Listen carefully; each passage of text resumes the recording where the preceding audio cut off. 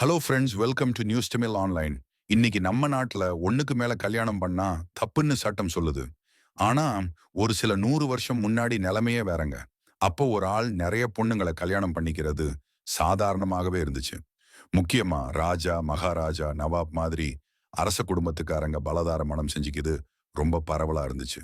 இந்த மாதிரி கல்யாணம் பண்ணிக்கிறது அவங்க தனிப்பட்ட ஆசைக்காக மட்டும் இல்லாம அரசியல், சமுதாயம், அப்புறம் வம்சத்தை வளர்க்கிறதுன்னு பல காரணங்களுக்காக இருந்துச்சு. அரச குடும்பத்துல ஆண் வாரிசு ரொம்ப முக்கியங்கிறதால ஒரு மனைவிக்கு குழந்தை இல்லைன்னா இன்னொரு கல்யாணம் பண்ணிக்கிறது சகஜமா பார்க்கப்பட்டுச்சு. அது மட்டும் இல்லாம இந்த கல்யாண பந்தம் மூலமா ரெண்டு சமஸ்தானங்களுக்கு நடுவுல அரசியல் உடன்படிக்கைகள் போடுறதும் வழக்கமா இருந்துச்சு. இந்த வீடியோல நிறைய மனைவிகளை கொண்டிருந்த ரொம்ப பேர் அறிந்த சில இந்திய அரசர்களை பத்தி விரிவா பார்க்கலாம். வீடியோக்குள்ள போறதுக்கு முன்னாடி நீங்க இன்னும் நம்ம சேனலை சப்ஸ்கிரைப் பண்ணலைன்னா சப்ஸ்கிரைப் பண்ணிக்கோங்க. வாங்க வீடியோக்குள்ள போகலாம். முதல்ல பஞ்சாப்ல இருக்கிற பட்டியாலா சமஸ்தானத்தோட புகழ்பெற்ற அரசர் மகாராஜா பூபிந்தர் சிங். இந்திய வரலாற்றுல பெரிய ஆடம்பரத்துக்கும் நிறைய மனைவிகள் வச்சிருந்ததற்கும் ரொம்ப பேசப்பட்டது. அவருக்கு 10 மனைவிகளும் 350 அந்தப்புற பெண்களும் இருந்ததா சொல்லுவாங்க. அவருடைய வாழ்க்கை முறையை பார்த்தா சாப்பாடு, ட்ரெஸ், கிரிக்கெட் ஆர்வம், அரண்மனை சிறப்புகள்னு ஒரு அரசர் வாழ்ந்த வாழ்க்கையோட உச்சமா இருந்துச்சு. மகாராஜாவுக்கு 88 குழந்தைகள் பிறந்ததாகவும் அதுல 52 பேர் உயிரோட இருந்ததாகவும் சொல்லப்படுது. அவருக்கு ரொம்ப நெருக்கமா இருந்தவங்க மகாராணி ஸ்ரீ பக்தவர் கௌர் சாஹிபா தான். அவங்க அரசரோட முக்கியமான நிகழ்வுகள்ல கூடவே இருந்தாங்க. பூபிந்தர் சிங் ஆட்சியில தான் பட்டியாலா மாநிலம் படிப்பு, விளையாட்டு, கலாச்சாரத்துல பெரிய முன்னேற்றம் கண்டுச்சு. அவருடைய பட்டியாலா நெக்லஸ் உலகத்துக்கே தெரிஞ்ச வைர நகையாகும். ரெண்டாவதா ஜெய்ப்பூரோட ஃபேமஸான அரசர் மகாராஜா இரண்டாம் சவாய் ராம் சிங். இவர் 10 தடவை கல்யாணம் பண்ணியதா வரலாற்றுல சொல்லப்படுது. ஜோத்பூர் மகாராஜாவோட மகளை தான் முதல்ல கல்யாணம் பண்ணிக்கணும்னு குல வழக்கம் இருந்தாலும் அவர் முதல்ல ரேவா மகாராஜாவோட மகளை தான் கல்யாணம் பண்ண ஆசைப்பட்டாரு. ஆனா அந்த நேரத்துல பிரிட்டிஷ் அரசாங்கத்தோட அரசியல் நெருக்குதல் இருந்ததால அவர் தன்னோட முடிவை மாத்திக்கிட்டு ஜோத்பூர் மகாராஜா தக்த் சிங்கோட மூத்த மகளான ரத்தோர்ஜி சந்த் கன்வர்ஜிய மணந்தாரு. அப்புறம் அவர் தக்த் சிங்கோட இன்னொரு மகளையும் ரேவா மகாராஜா விஸ்வநாத் சிங்கோட மகளான ஜனக் கன்வரியையும் கல்யாணம் பண்ணிக்கிட்டாரு. இந்த கல்யாணங்கள் எல்லாமே அரசியலால கட்டுப்படுத்தப்பட்டாலும் அது ஜெய்ப்பூர் சமஸ்தானத்தோட உறவுகளை பலப்படுத்த உதவுச்சு. சவாய் ராம் சிங்கோட ஆட்சி தான் ஜெய்ப்பூரை நவீனமாக்குனதுக்கான ஆரம்பமா இருந்துச்சு. போட்டோ எடுக்கிறதுல அவருக்கு ரொம்ப ஆர்வம் இருந்ததால அவர் இந்தியாவோட முதல் போட்டோகிராபர் மன்னரா அறியப்பட்டாரு. அடுத்ததா கபூர்தலா மகாராஜா ஜகஜித் சிங். கபூர்தலா மகாராஜா ஜகஜித் சிங்னா இந்திய ராஜாக்கள்லயே ரொம்ப மாடர்ன் எண்ணம் கொண்டவர்னு எல்லாருக்கும் தெரியும். அவருக்கு மொத்தம் 6 மனைவிகள் இருந்தாங்க. அதுலயும் ஸ்பெயின் நாட்டை சேர்ந்த அனிதா டெல்கடோங்கிற ஃபிளமெங்கோ டான்சர் தான் ரொம்ப ஃபேமஸ்.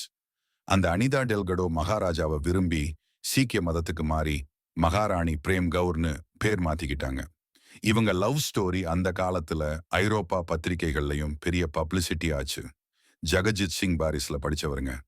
அவர் தன்னோட ஆட்சி காலத்துல கபூர்தலாவை ஐரோப்பிய பில்டிங் ஸ்டைல்ல ஈர்க்கப்பட்டு ஒரு அழகான சிட்டியா மாத்தினாரு. அவரோட அரண்மனை, தோட்டம் எல்லாம் இன்னைக்கும் வரலாற்று சின்னமா இருக்கு. அடுத்ததா மார்வார் மன்னர்கள் பப்பா ராவல் மற்றும் உதய் சிங். மார்வார் ஏரியாவில் இருந்த பழைய ராஜாக்கள்ல நிறைய பேர் பல கல்யாணம் பண்ணியிருக்கிறாங்க. குறிப்பா 8ஆம் நூற்றாண்டு மன்னர் பப்பா ராவல் 140 மனைவிகளை கட்டிக்கிட்டாராம். அது அந்த காலத்துல அரசியல் உறவுகளை பலப்படுத்த ஒரு சின்ன டெக்னிக் இருந்துச்சு. அவரோட வம்சம்னு சொல்ற மார்வார் ராஜா உதய் சிங்கும் 27 மனைவிகளை மணந்தாரு. அவருக்கு 52 பிள்ளைங்க பிறந்ததா வரலாறு சொல்லுது. இவ்வளவு பெரிய குடும்பம் இருந்தாலும் அவர் ஒவ்வொரு மனைவிக்கும் தனித்தனி அரண்மனைகள், பொறுப்புகள் எல்லாம் கொடுத்தாராம். இந்த மாதிரி பெரிய குடும்ப செட்டப்லாம் அந்த காலத்துல ரொம்ப சாதாரணமா இருந்துச்சு. ராஜா வீட்டுல ஒவ்வொரு கல்யாணமும் ஒரு அரசியல் கூட்டணியின் அடையாளமாவும் இருந்துச்சு. அடுத்ததா சீக்கிய பேரரசின் நிறுவனர் மகாராஜா ரஞ்சித் சிங். சீக்கிய பேரரசை ஆரம்பிச்ச முதல் ராஜா மகாராஜா இவர்தான். 20 மனைவிகளை கட்டிக்கிட்டாரு. அவரோட கல்யாணங்கள் மதத்தை மட்டும் இல்லாம சமூகத்தையும் தாண்டி நடந்துச்சு. அதுல 10 கல்யாணங்கள் வழக்கமான சடங்குகள் மூலமா நடந்துச்சு. அதுல 5 சீக்கிய பொண்ணுங்க, 3 இந்து பொண்ணுங்க, 2 முஸ்லிம் பொண்ணுங்க இருந்தாங்க. அப்புறம் சதர் விழா மூலமா இன்னும் 10 கல்யாணங்கள் நடந்துச்சு. இதுல 7 சீக்கிய பொண்ணுங்களும் 3 இந்து பொண்ணுங்களும் இருந்தாங்க. இதெல்லாம் இல்லாம அவருடைய அந்தப்புறத்துல 23 பொண்ணுங்களும் இருந்தாங்க. இதனால அவர் மத நல்லிணக்கத்துக்கு ஒரு எடுத்துக்காட்டா வரலாற்றுல பேசப்படுறாரு. மகாராஜா ரஞ்சித் சிங் ஆட்சி காலத்துல லாகூர் கோட்டை, கோல்டன் டெம்பிள் மேம்பாடு, மதங்களுக்கிடையேயான சமாதானம் ஆகியவை பெரும் முக்கியத்துவம் பெற்றன. அவர் பலதார மணம் செய்தாலும் தனது ஒவ்வொரு மனைவிக்கும் அரச மரியாதையும் சமமான உரிமைகள் கொடுத்தாருன்னு வரலாறு சொல்லுது. அடுத்ததா மராத்திய பேரரசை ஆரம்பிச்சவரு நம்ம சத்ரபதி சிவாஜி தாங்க. இந்திய வரலாற்றோட பெரிய வீரர் அவரு. ஆனா 8 மனைவிகளை கல்யாணம் பண்ணிக்கிட்டாரு. அவரோட முதல் மனைவி பேரு சாய்பாய் நிம்பால்கர். அவங்கள மராத்திய சமூகம் அஸ்தபரண மகாராணின்னு கொண்டாடிச்சு. அதுக்கப்புறம் புட்டலைபாய், சகும்பாய், காஷிபாய்ன்னு இன்னும் நிறைய பேரை கல்யாணம் பண்ணாரு. இதுல பெரும்பாலான கல்யாணங்கள் அரசியல் டீல் போடுறதுக்காக தான் நடந்துச்சு. ஆனா சிவாஜி இந்த திருமணங்கள் மூலமா நிறைய மராத்திய குடும்பங்களை ஒன்னு சேர்த்தாரு. அதே சமயம் பொம்பளைங்களுக்கு மரியாதை கொடுக்கணும்னு அவர் வச்சிருந்த கொள்கைகள் அந்த காலத்துக்கே ரொம்ப புதுமையானது. பல மனைவிகள் ஏன்னு உங்களுக்கு தோணலாம். அதுக்கு சில காரணங்கள் இருக்கு. இந்தியால அரச குடும்பங்கள்ல நிறைய மனைவிகளை கட்டிக்கிட்டதுக்கு நிறைய காரணங்கள் இருந்துச்சு. ஒரு கல்யாணம் பண்ணினா அரசியல் நெருக்கம் அதிகமாகும்னு அதை பாலம் மாதிரி பயன்படுத்தினாங்க. ஆண் வாரிசு பிறக்கலைன்னா இன்னொரு கல்யாணம் பண்றது சாதாரணம்னு நினைச்சாங்க. உயர்குடி மக்கள், குல வழக்கம், மத நம்பிக்கைன்னு இதெல்லாம் பல மனைவியை ஆதரிச்சது. கல்வி அறிவு இல்லாம சுயமரியாதை பத்தி கவலைப்படாம இருந்ததுனால அந்த காலத்துல பொம்பளைங்களால எதிர்த்து பேச முடியல. சட்டம் வந்துச்சு, சமூகம் மாறுச்சு. 1947 இந்தியா சுதந்திரம் கிடைச்சதுக்கு அப்புறம் அரச குடும்பங்களோட சலுகை எல்லாம் போச்சு.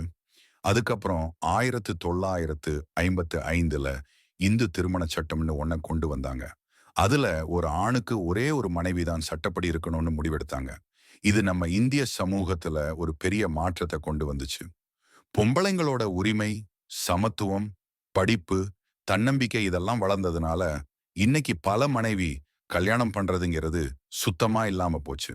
கடைசியா முன்ன காலத்துல அரச குடும்பங்கள்ல பல மனைவிங்கிறது ஒரு சாதாரண விஷயமா இருந்தாலும் அது அந்த காலத்தோட அரசியல், சமூகம், கலாச்சாரம் எப்படி இருந்துச்சுன்னு காட்டுச்சு. ஆனா இன்னைக்கு நம்ம இந்தியா அதெல்லாம் மாத்தி ஒரே மனைவி ஒரே புருஷன்னு சமத்துவமான நாகரிகமான கல்யாண முறைக்கு வந்துடுச்சு. இந்த வரலாறு நமக்கு சொல்றது என்னன்னா, மாற்றம்தான் நிரந்தரமானது. அப்புறம் சமூகத்துல உண்மையான முன்னேற்றம் வரணும்னா பொம்பளைங்களோட உரிமைகளை மையமா வச்சுதான் அது நடக்கணும். இந்த வீடியோ பிடிச்சிருந்தா லைக் பண்ணுங்க. அப்படியே உங்க ஃப்ரெண்ட்ஸ் அண்ட் ஃபேமிலிக்கும் ஷேர் பண்ணி நம்ம சேனலையும் சப்ஸ்கிரைப் பண்ணிக்கோங்க.